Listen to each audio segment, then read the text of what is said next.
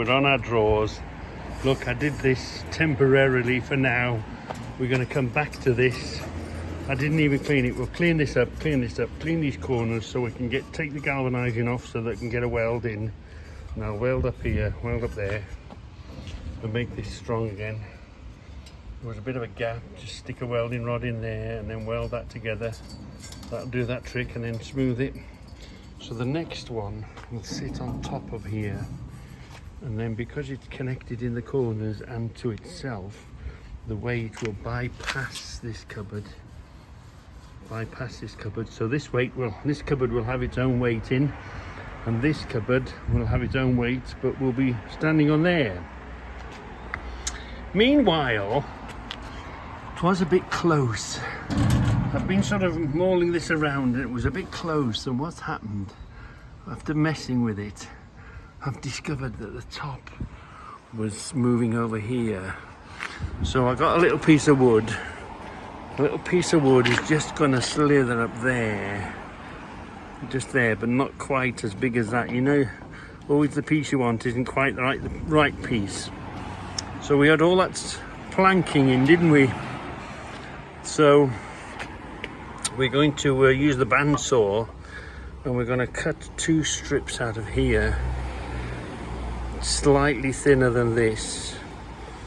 We're going to attempt to cut 2 strips down here, slightly thinner than this, so that we can put it up here so it doesn't decide to move or bulge out anywhere, or this doesn't decide to move. At the moment where it is, it's quite nice because it's got the edge there. That fits in, and it won't bulge, and this framing is okay. So I think before we finish off that, it had moved. It was quite close to the edge. We don't want it to do that again, do we? So I think what we're going to do first is let's put a wooden plank in here, or a strip, you know, into there, that thin, and a strip into here, that thin. Then it just simply can't come out of shape. We're holding it tight, aren't we? Yeah. And the drawers are working fine. So let's do the wood thing first, shall we? I've chosen a piece of wood. There's a knot in that side, so I'll use this side. Look, it's a fairly nice untwisted and knotted piece of wood. As it happens, because of the safety guard here, that's about as small of a slither we can do, short of taking the safety guard off, and I'm not really mad keen on that. And anyway, as it turns out, that is about that's about as thin as we want to be, slightly under that. So I think it's going to be all right, you know. It's going to be all right. So we've tightened up this one. That's looking, that's up flush against there. Hopefully we'll be able to, this will still lift. So let's see if we can get a strip out of it. We don't use this that often, do we? Where am I going to put you? Anyway, let's cut this, see what happens. It's going to work lovely, look. It's about the same thickness. There's not much in it. So I'm thinking, now we've took that edge off there, let's, this is a nice clean side, isn't it? Quite rough side. So I'm thinking now, let's cut another piece and another piece. So we've cut this off quite successfully. We've got enough to take 2 pieces, so I'll run it again and I'll run it again, and I reckon those are going to be our 2 pieces. Yeah. This is about as thin as I could cut it. No, not quite, because if I force that in there, it's going to push that over, and then that'll be out, and then I'll have nowhere to go on here, will I? No. So we've got to find a way of, we want them to sit in there nicely. without too much pressure, just to take up the excess, you know, in there. So let's see if we can thin these down a little bit. I don't even want them to be in there tight, I just want them to sit in there to stop it moving anymore. So we'll take a little bit off this way.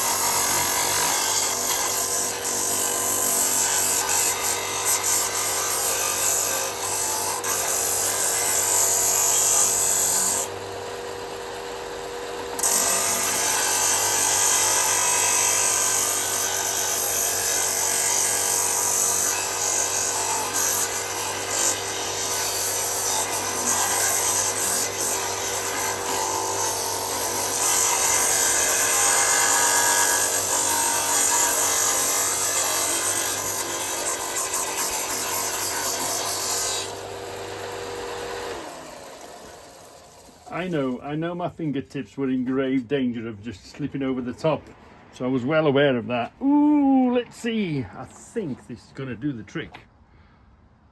So we've done that one, look. Made ourselves a little strip to go down the inside of there, which has made that nice and where it wants to be. I don't want to be pushing or bulging anything. This one, basically, it can't fit tightly, it just has to place it. I want to put it so it just places in there, so it just holds it where it's at, rather than if it's any bigger it'll try and distort it and push it. So we've got quite a bit to take off this one, quite a bit. But, we're getting there. See, it is slightly biased it that way a bit, hasn't it? But we've still got a nice edge down here and a nice edge down there. So put this in so that that doesn't push it anymore and it doesn't cause tension that way. That way the drawers won't come in and out. Let's just check the drawers as we are now. Looking really nice. coming on really well now. Yeah, no tightness in the drawers at all.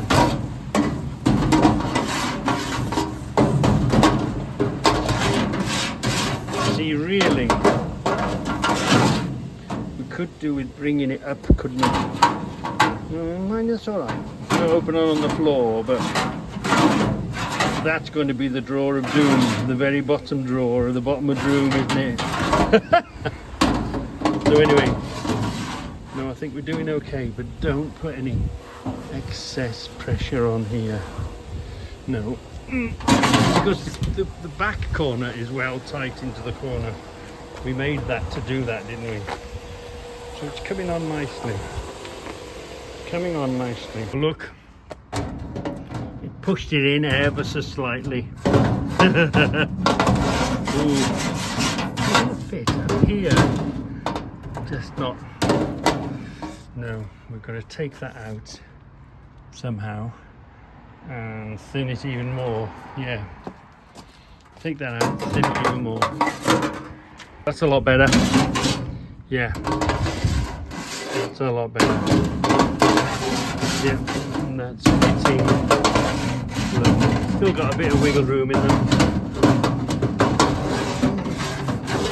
Yeah, all the way to the bottom. Lovely. We've got a strip of wood in there that we did on the saw, and then we sanded it down, didn't we? And we've got a piece of wood here that's just sitting in there. So that's going to be fantastic. So that holds that in place.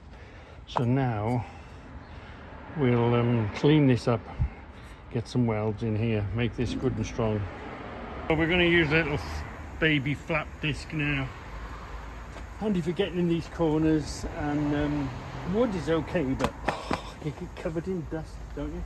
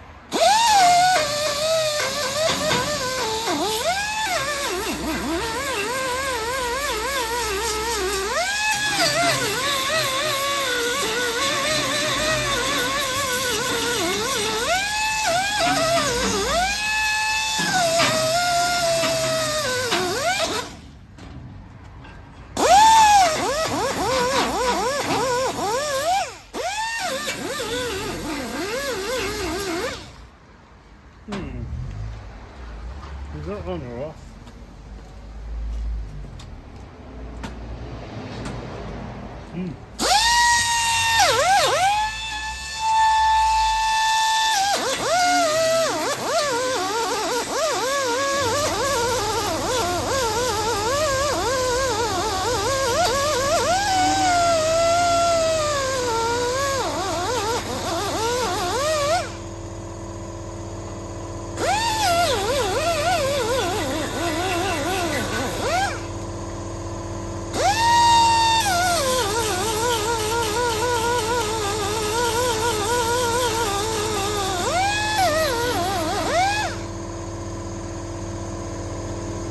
Going to do a nice job of that now. There's a bit of a bump here that I can get rid of with the grinder. So we've cleaned this up a bit.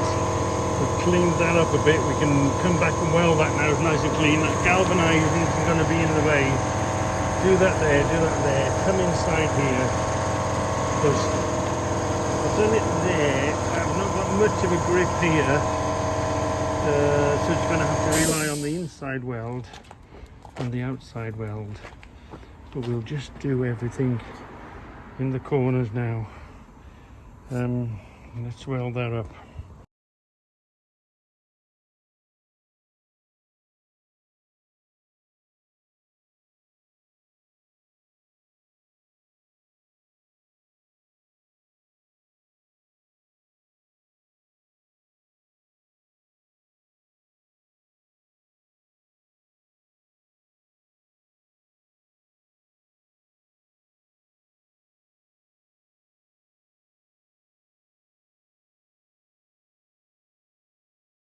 Let me explain to you what I was doing. There was quite a gap. To fill between these. What I was doing, I was welding and then also using the other welding rod, adding material and flux to it. That one. Do again. So it's a bit up and sticky around now, so I'll grind that flat now. Grind this flat. Grind this nice and flat. That's got us no grip because that was loose. So now we'll come up the inside corners now. We'll do the inside corners. So if we do weaken this by thinning it off, there's no big deal because the inside corners are going to be holding it. So we'll do the inside corners, then we'll come back and we'll smooth that off, and then the other cupboard will sit on top of here. But I had quite a gap there, didn't I? And I might have quite a gap there too. So what I'll do is I'll just poke another welding rod in it, so it's getting twice as two welding rods into the same space. It's like using a thick one, but a thick one you'd have to have the voltage up, and the thick one it would start burning holes and making the gap bigger. I find it's better. We're using a little one, add another little one to it, it's twice as big. But not the same sort of heat and not sort of blowing holes time. Voltage doesn't have to be up. So let's do the inside then. So to give myself the best chance possible, I'm going to tilt this towards me. It's always best to weld downwards if you can. Welding up is okay, but it dribbles and makes a mess. So I'm going to tilt that towards me. I don't know what you're going to see, but anyway, let's weld the insides of the corners now.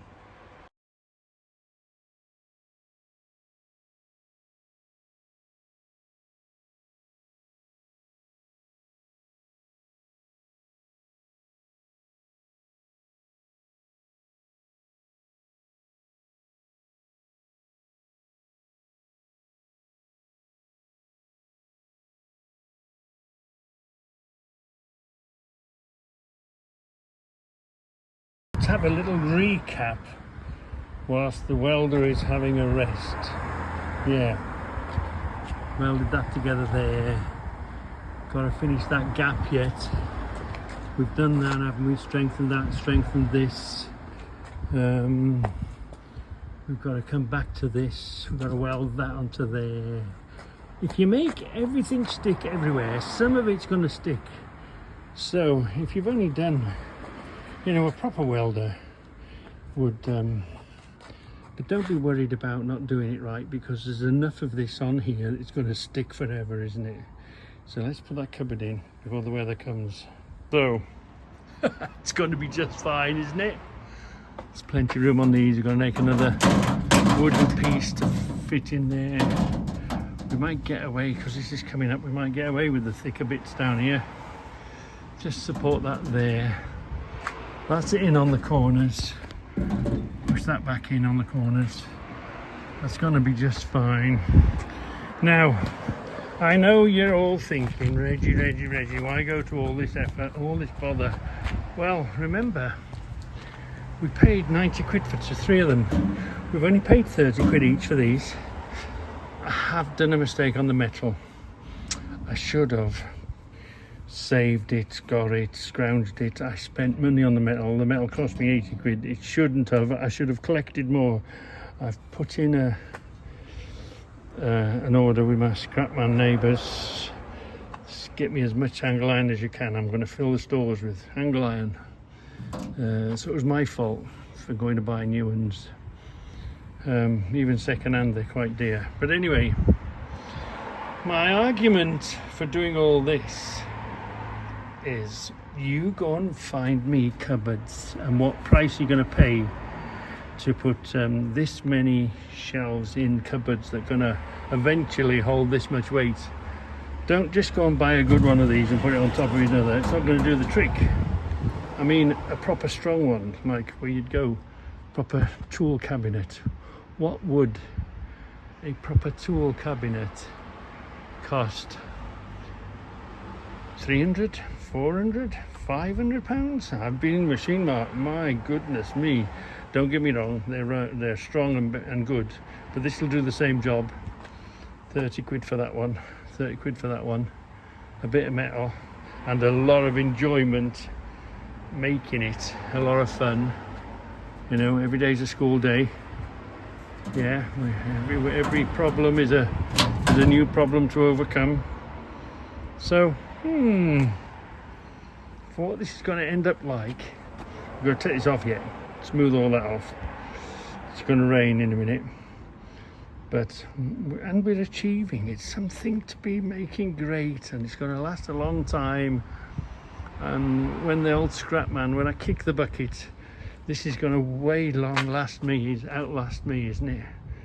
When the old shed man's, I get an invite from the Sheds in the Sky to go and play up there, this is going to last way longer, isn't it? Do you think? Or is it? Anyway, we're doing okay. Bit of rain now, so we've got to go indoors. So we're going to have a bit of lunch. You know I love these noodle things. The packet of curry comes with it anyway. So I put one OXO in. Oh, that's tomato sauce, by the way, tomato soup. So I put the curry powder that comes with it anyway. I thought for a change we'll have some tomato soup. So I'll throw the tomato soup in. We'll put another OXO in, the mandatory 2 OXOs. We'll have lots of pepper, yeah, because I'm supposed to cut down the salt, so I ain't putting any added salt. I'm going to sort of experiment today. The trouble is, if you put Bovril in, Bovril will kill the taste. It will overtake the taste of everything. But it's got that umami stuff in it, isn't it? Is it? So let's shove that all in there. Let's use the boiling water to clean the Bovril off the fork. Just put enough in to get that floating. Yeah. And then just generally mix it all up, get it all soaking in. Give that a few minutes, because of course you've put boiling water in there, haven't you? So you don't want to be touching it now anyway. So give that a few minutes, give it plenty of stirring, mix everything up. I think we're going to be okay, you know. I think though, the Marmite, I think the Marmite's going to overpower everything. But you know, if you don't experiment, you won't find out, will you? So I'm looking forward to that.